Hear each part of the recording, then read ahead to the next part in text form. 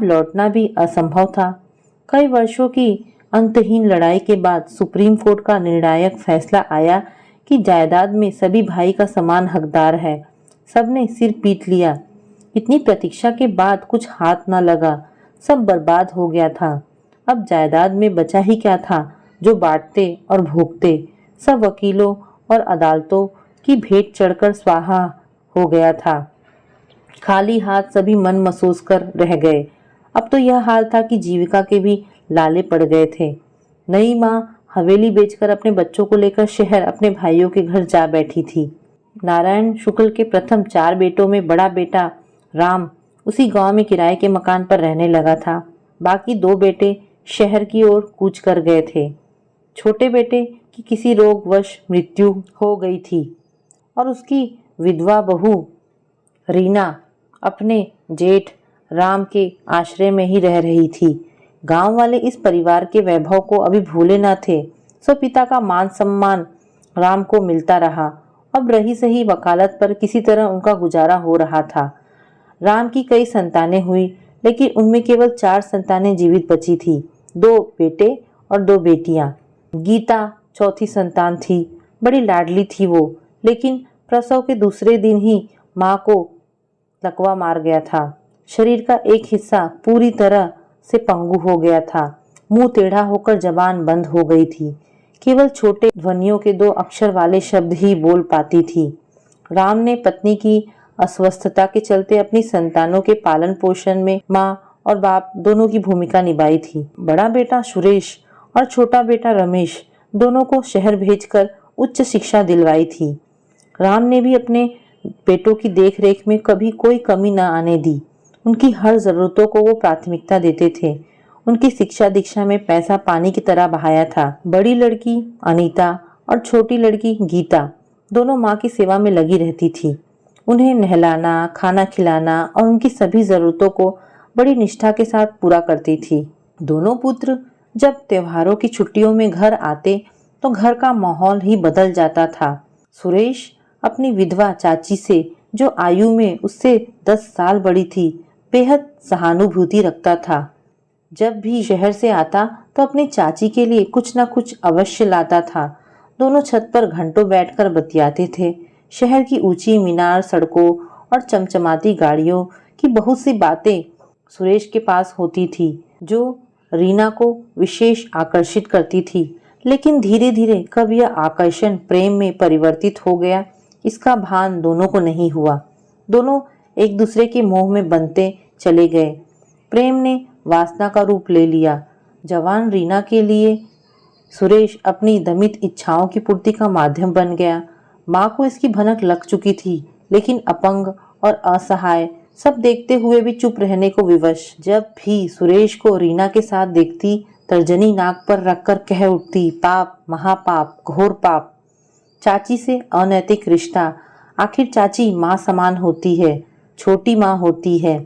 लेकिन सुरेश माँ को हिकारत भरी नजरों से देखकर विषैली हंसी हंसता हुआ निकल जाता था। बात तब खुली जब रीना गर्भवती हो गई। पिता सब देखते हुए भी अनजान बने रहते थे। आखिर जवान लड़के से कौन भिड़े। समझाने की कोशिश की थी, लेकिन हठी वंशज किसकी सुने।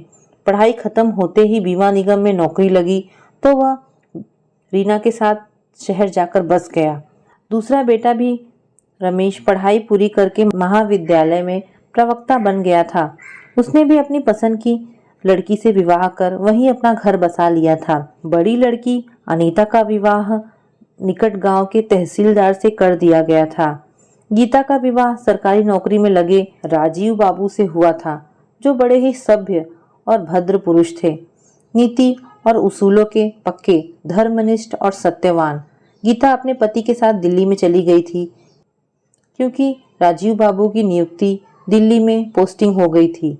उस समय दिल्ली जाना 7 समुंदर पार से कम ना हुआ करता था। पिताजी और माँ काफी दुखी भी हुए थे, लेकिन राजीव बाबू पर उन्हें पूरा विश्वास था, सो निश्चिंत होकर उन्हें दिल्ली भेज दिया गया था।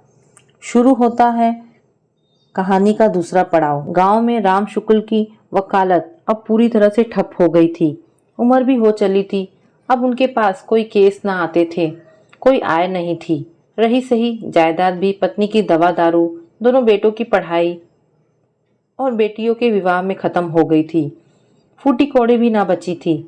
काश नारायण शुक्ल जी ने अपने जीवन के अंतिम क्षणों में वह गलती न की होती तो इस परिवार की 10 पुश्तें भी बिना किसी उद्यम के ऐशो आराम से जी सकती थी। लेकिन नियति को कौन बदल सकता है। अब गुजारा होना भी मुश्किल हो गया था। राम दंपति पूरी तरह से बेटों पर आश्रित हो गए थे।